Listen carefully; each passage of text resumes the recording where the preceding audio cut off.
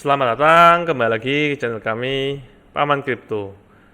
Oke, jadi hari ini kita mau bahas mengenai Bitcoin ya. Gimana nih, udah lama kita nggak bahas market ya. Gimana nih kedepannya juga Bitcoin masih bagus apa enggak? Kita mulai aja langsung. Nah, di saat ini masih ekstrim fear lagi ya. Seperti padahal bulan lalu sempat naik banyak, orang-orang mulai greed dikit-dikit. Padahal greednya juga nggak banyak-banyak ya. Jadi cuma sampai di indikator 55 angkanya, sekarang 23 lagi karena kemarin habis dam juga ya. Langsung aja kita cek. Nah, oke, kita cek weekly ya. Karena kan kita ini membahas secara makro aja, secara garis besar ya. Nah, secara weekly memang ini kan masih ya trendline ini masih belum tersentuh lagi ya. Nah, ya kan kurang lebih ya ini. Ini belum lagi, jadi ada kemungkinan masih melanjutkan penurunan ke 35.700. Cuman ini diharapkan cuma ekor aja karena memang eh, yang sebelum-sebelumnya kan ini kita pakai patokan ekor-ekornya ya. Jadi ekornya semua. Jadi secara weekly harusnya closing kalau closing di bawah gini nggak mengekor itu berarti sudah tanda tanya, harap hati-hati. Kalau RSI juga masih masih ini ya, masih kelihatannya masih itu ya, masih di tengah-tengah, belum terlalu oversold. Nah, langsung aja kita cek daily-nya. Nah, daily-nya ini oke, masih sama ya. Kemarin saya sempat lihat ada hidden divergence tapi dia ini ya di 4 hour ya. Hidden divergence ini ya.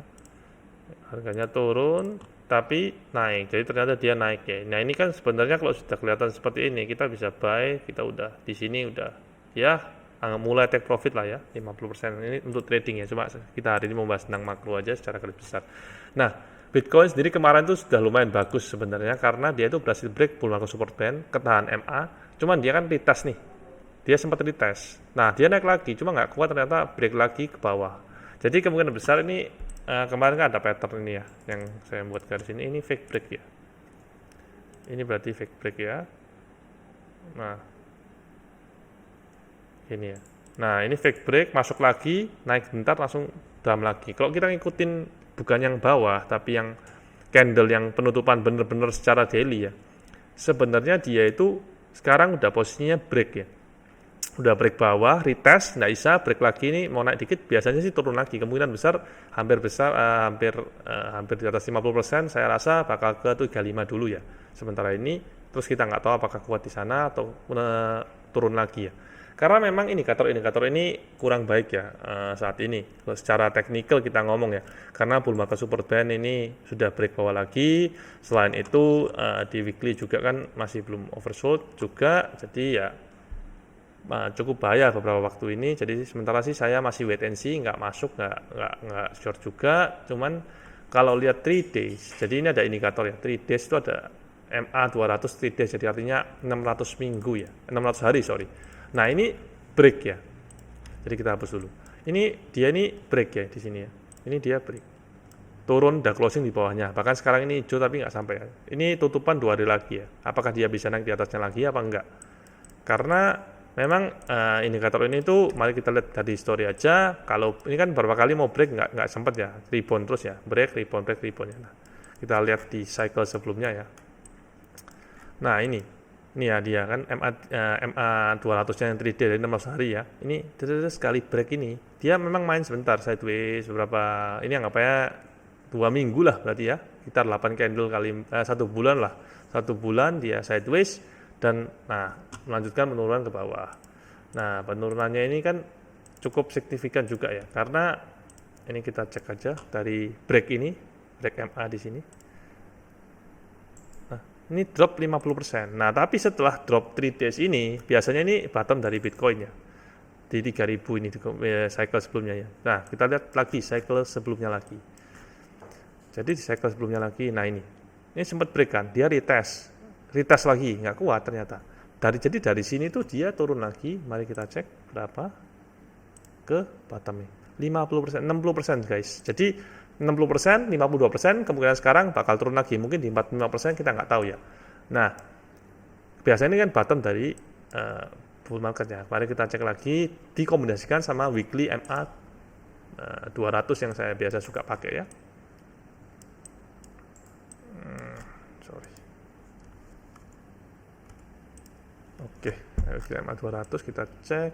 Nah, di sini masih belum kelihatan. Kita lihat cycle yang ini ya, cycle yang ini. Nah, ini cycle yang tadi saya bilang 60%. Nah, ternyata benar, bottom juga di sini ya, di MA ini. Jadi pas ya, setelah 3 days-nya tembus, tadi kan di sini 3 days-nya ke MA 200 weekly. Kita coba yang cycle selanjutnya, sama juga ya, 3 days tembus ke MA 200 weekly. Jadi harap hati-hati ya guys, saat ini saya sih saran sih ya, kalau ada posisi ya masih ada, nggak mau jual semua nggak apa-apa, jadi ntar kan naik juga bisa, tapi siap-siap duit kalau misalnya drop 50%, siap-siap untuk serok ya, karena ini kesempatan yang jarang didapatkan lagi ya. Kemungkinan besar sih kalau lihat dari history mungkin sekitar 4-8 minggu lagi, berarti 2 bulan lah maksimum ya. Ini kan sampai ya 8 mingguan ya, kurang lebih ya kalau kita lihat history. Cuman kalau dia berhasil masuk lagi ke atas 3 days MA 200, berarti anggapannya kan fake juga ke bawahnya ini. Nah, itu kita nggak tahu, karena kan ya jujur aja bandar yang ngatur ya. Nah, ini MA 200 dari weekly di 21.500. Jadi kalau 8 minggu lagi, 2 bulan, kemudian ini bakal naik. Saya perkirakan mungkin di 23 lah, di 23.000 harganya. Nah, tapi sekarang kita coba aja. Kita coba buat kemungkinan habis dari break ini turun 50%.